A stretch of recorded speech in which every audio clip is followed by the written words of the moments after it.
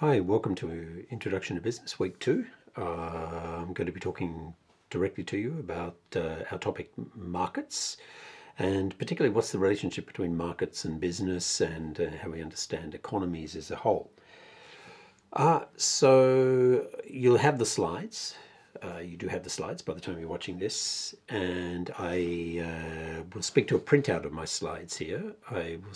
We'll do this as a number of modules, and I'll add some extra materials subsequently to explain the particular issues. I'd like to go and talk straight away about my second slide here, which is entitled Who is in Charge?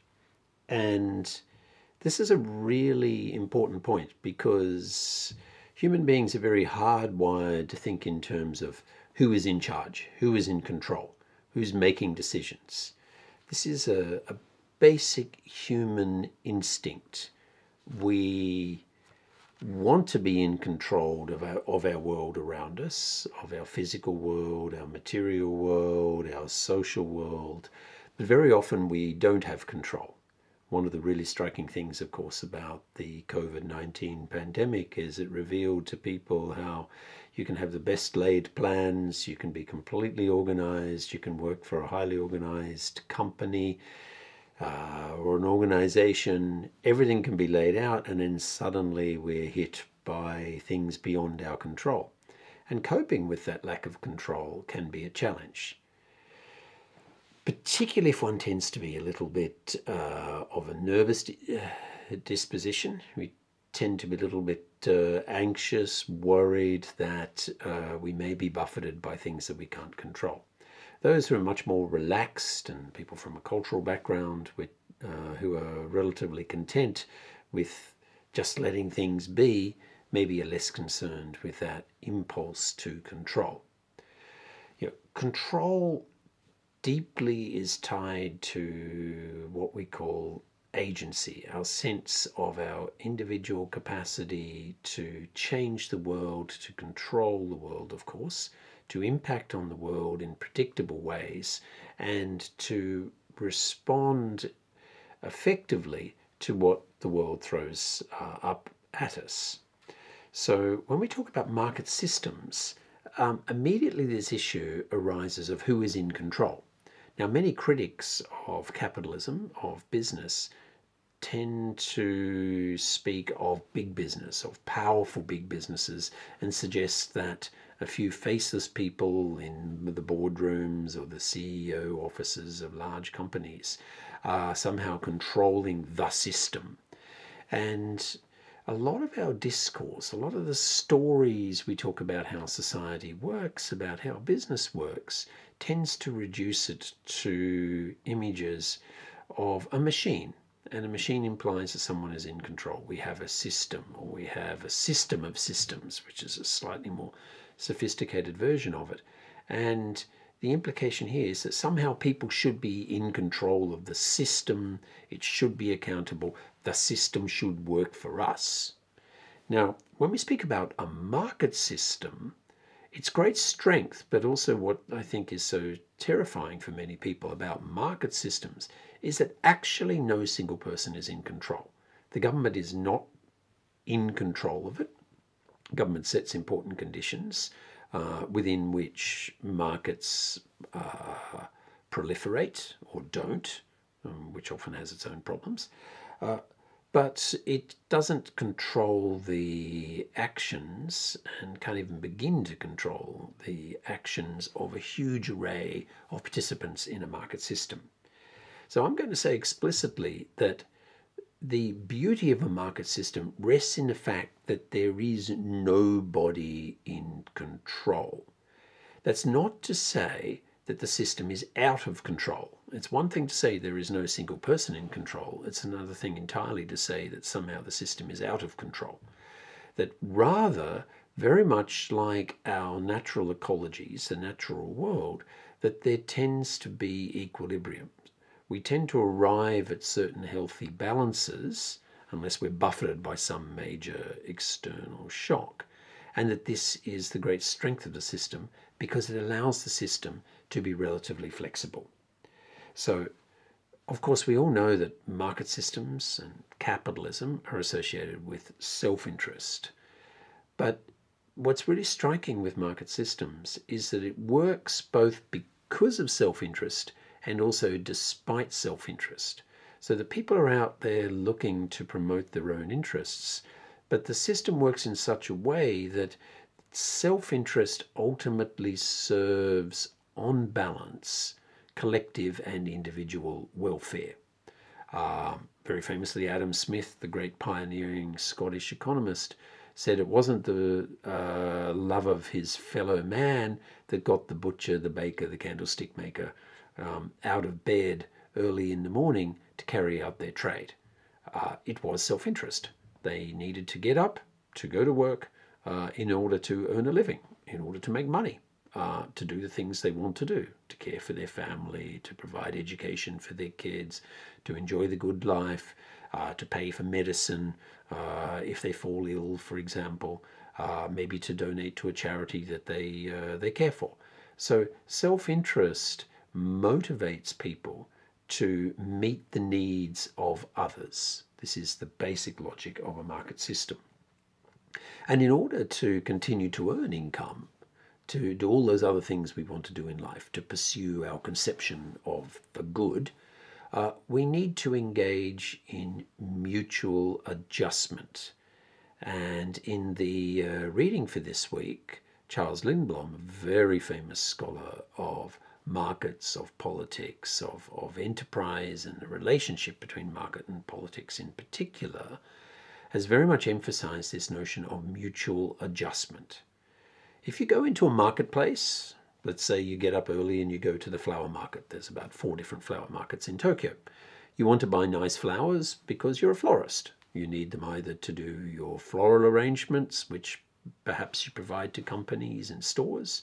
Perhaps you run a florist, Hanaya-san, and you're going to on-sell these flowers to your customers, plus also do some flower arrangements out of the store. So you want the best flowers you can get at the best possible price. So you're going to go to the market. You'll often establish long-term relationships because you go every couple of days to the market because flowers don't last. You have to keep buying those flowers. The florist I go to fairly regularly of late at Yotsuya, she says that she's been working with the same sellers in the markets now for several decades, so that she doesn't actually need to go to the market anymore. She can just call them up and she can have very good products sent to her at a reasonable price. Now the buyer and the seller there will mutually adjust to each other's expectations. They have price expectations. Of course, the seller would like a higher price, the buyer would like a lower price. But there's also issues of quality. And then there's always this zone of negotiation that the flowers may not be in their best condition, but you don't really mind if you get them cheap enough. Now, we always want the best possible thing for the money, but it's about cost performance. And so it's going to be a trade-off. One of the interesting ways I think we can get our minds around this notion of mutual adjustment is just to imagine navigating through public transport systems. That when you're walking through a crowd, we are going through a process of constant micro mutual adjustment. We sense that people in front of us are speeding up or slowing down. Someone's trying to get across in front of us, perhaps because they have to go to a subway exit, which is to the right. Maybe someone's coming from the opposite direction. We sense perhaps someone coming towards us needs a bit more space. Maybe they're a little bit physically challenged. Maybe they're drunk. We want to get out of their way. So this ability to mutually interact. And it is truly a miraculous thing, if you think about the normal rush hour, for example, in Shinjuku, that so many people can transit through what is really quite a mess in terms of a physical space and actually not bump into each other. And when people bump into each other, it is so surprising, precisely because we are so good at this mutual adjustment. Now, that also gives us some hints as to many of the challenges of taking work and study online. when we start talking to a camera, anticipating that sometime later some people are going to be watching the consequences, we don't have any of the feedback mechanism. We don't get those eye rolls, those subtle movements of the head, or whatever it is that people do, which suggests that they either disagree with us or they're not following the point. So we are constantly self-adjusting in response to very subtle reactions in our social interactions. Small children learn to do this very quickly. They need to. They are fundamentally dependent on adults to raise them, to care for them, to provide them their most basic needs. And adults potentially can also be a threat to them, not just through neglect, but someone who's in a bad way emotionally. And children will know to flee and to protect themselves. So it is hardwired into us to be very alert to the feedback from others. We're good at mutual adjustment for the most part, face to face. Once we reduce our interactions to just an email interaction, a text-based interaction, for example, it becomes much more difficult to read the nuances.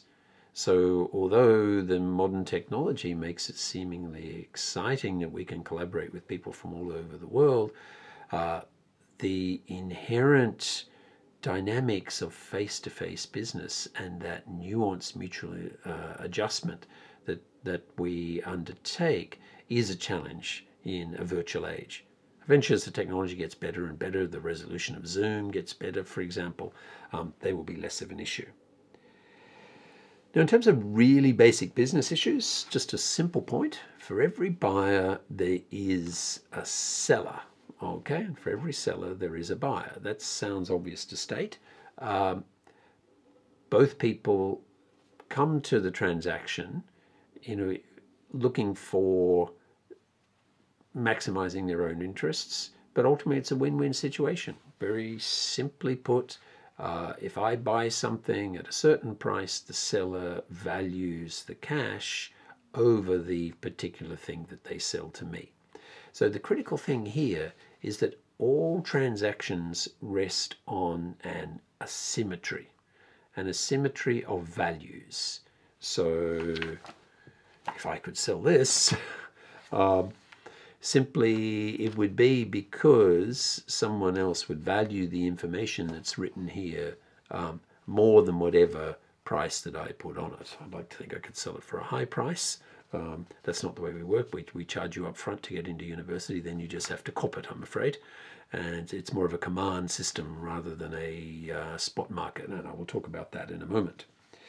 Now, while it's generally win-win in completely free markets when we have freely participating parties, under some conditions it can be exploitative. Some people are rather more powerful than others, and they can coerce people. So we shouldn't really think of that as business. We should think of it as crime. If it's a shakedown, if the mafia comes along, comes by your bar, your club, your fish and chip shop and says, I think you want to make a donation to our organization, then that's coercion. You're simply being threatened to pay. So we shouldn't think of that in terms of business, in business terms.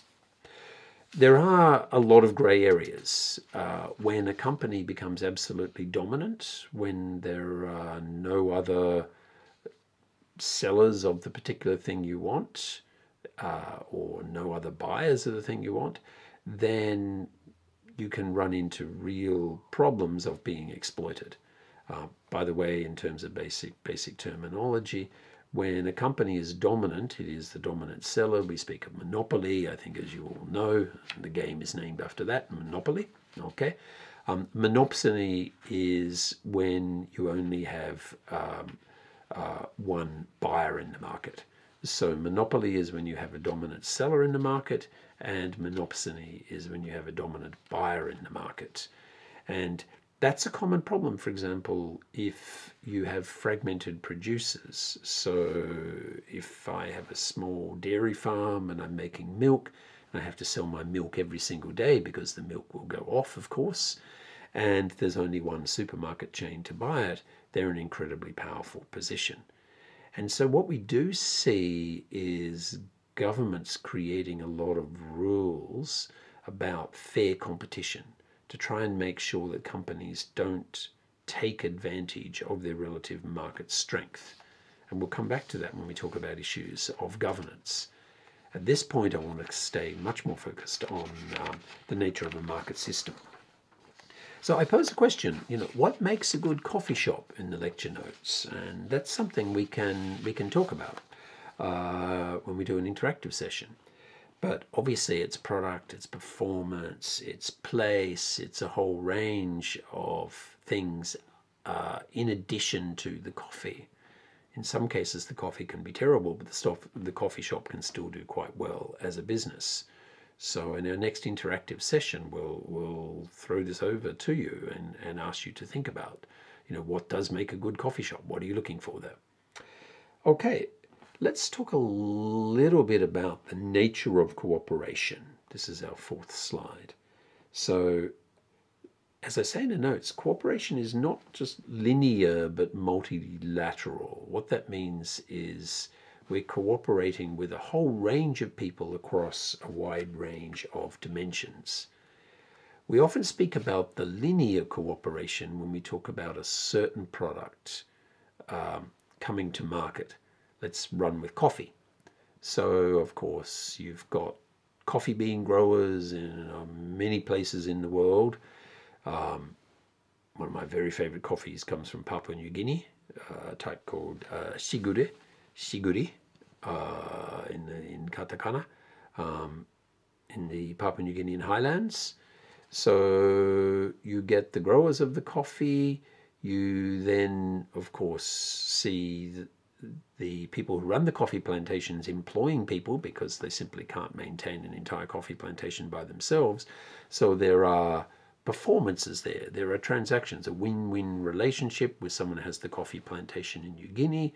They hire people to work for them, to tend the coffee trees, the harvesting, for example.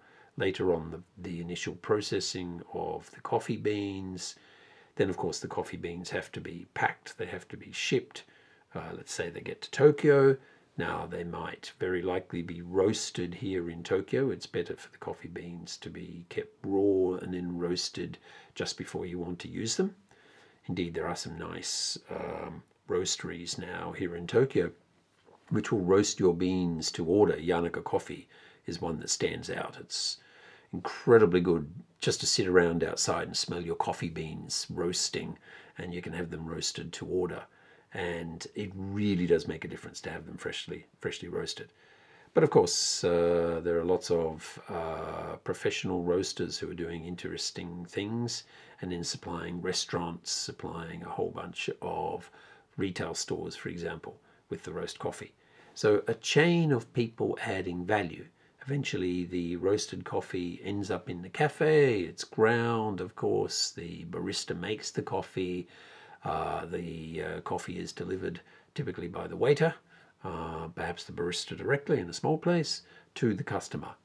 So a lot of people involved, and we can think of that as a value chain way back at the starting point with the coffee and all of those other things, the machine and everything else that is involved in the process. And we see boutique companies specializing in just a very small part of that process.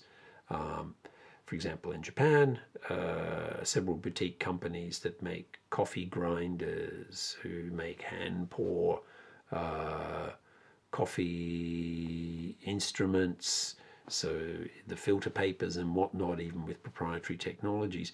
All of these add value, which lead then to a good coffee experience at the end.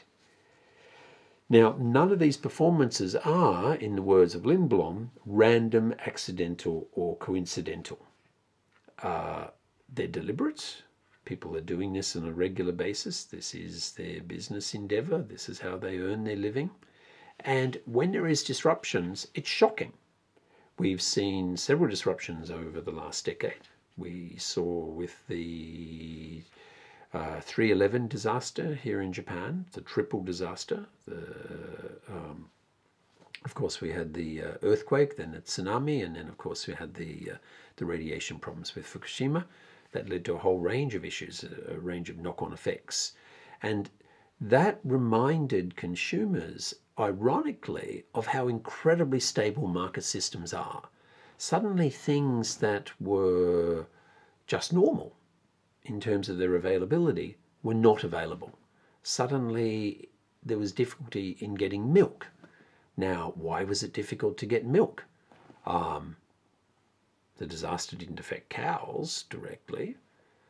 The milk supplies were disrupted by the very simple fact that several major factories in Tohoku were disrupted, and that those factories made basic key inputs. One of them made the bottles and the caps for milk that was delivered in larger containers, so for commercial applications. More significantly, a lot of paper packaging, particularly the Tetra Pak type packaging, and by the way, Tetra Pak is actually, it's a Danish brand, and they are here in Japan and they do manufacture, but there are other companies who use both their technology and other technology. Those kamipaku, the paper packs in which milk comes, there was lots of manufacturing of that in Tohoku, and so the disaster disrupted that. So effectively what you had was milk producers, dairies, who they were producing the milk. Cows need to be milked every day. There were customers who wanted it, but the product couldn't get to the customers just simply for want of a certain kind of packaging. So there are so many points of value adding, and any single one of those key inputs, when it's lacking, can be deeply disruptive.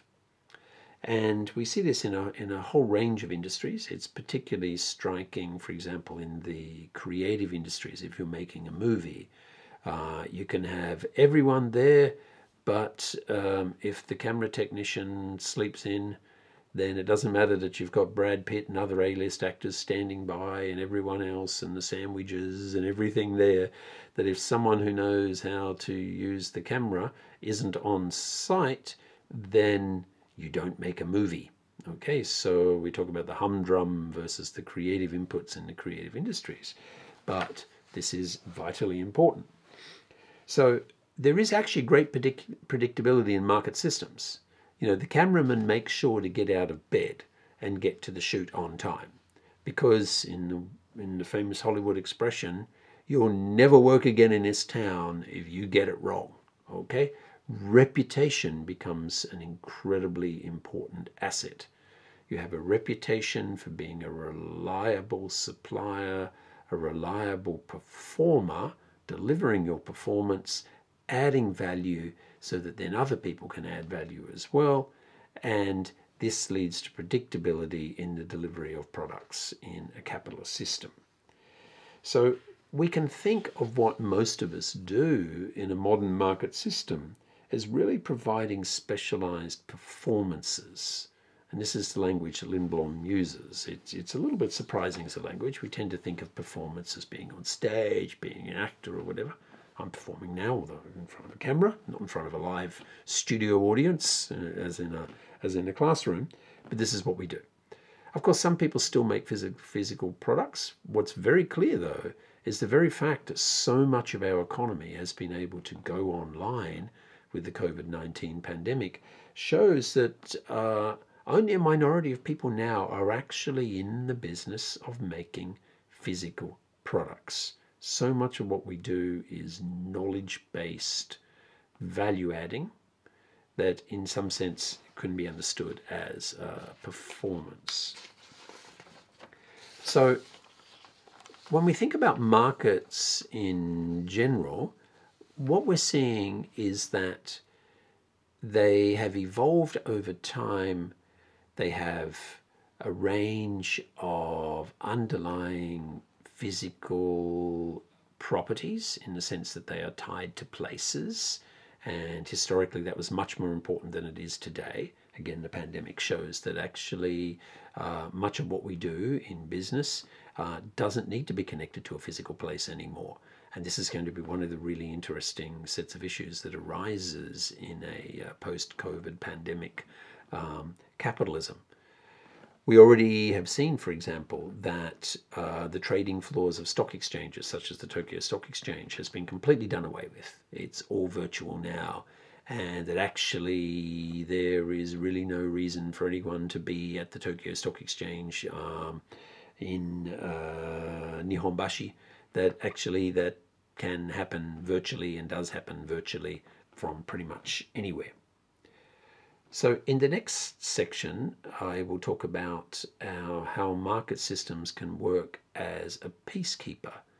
My point up until now, just to simply summarize, has been that market systems have evolved to such a high level of sophistication. We take their existence for granted. They bring a great deal of stability to our day-to-day lives. And even when we see the shutdowns of the COVID-19 pandemic, what is really striking is the remarkable degree of continuity. We can still get most of the things we want relatively easily, and insofar as working styles have had to change, people have adjusted because they have an incentive to adjust.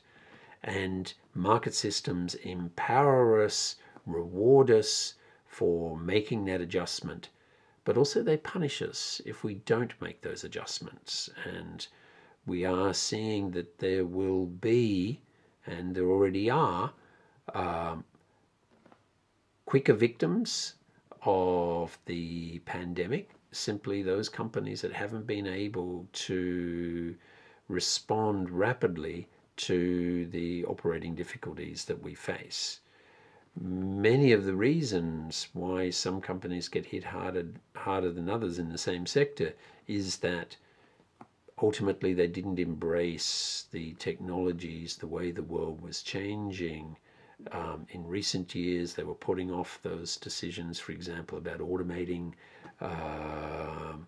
business systems, about creating decent IT systems, allowing their staff to have more working flexibility, basic things like being able to access data remotely, all of those kind of things that companies that are well run have been trying to do for a decade at least, which put them in a relatively good position when you suddenly get hit by a dramatic change in the operating environment. And as I touched on in our first class, adaptive efficiency, this notion from Douglas North, adaptive efficiency is critical. So mutual adjustment in terms of people day-to-day interacting within a market system. And then when we do have what we call exogenous shocks, shocks from outside the system in some way or another, can be technological change, for example, the ability of parties to adapt to those changes, mutually adjusting so that they are win-win dynamics and allow business as usual, even if so many of the ways that business is done are very decidedly unusual, viewed historically.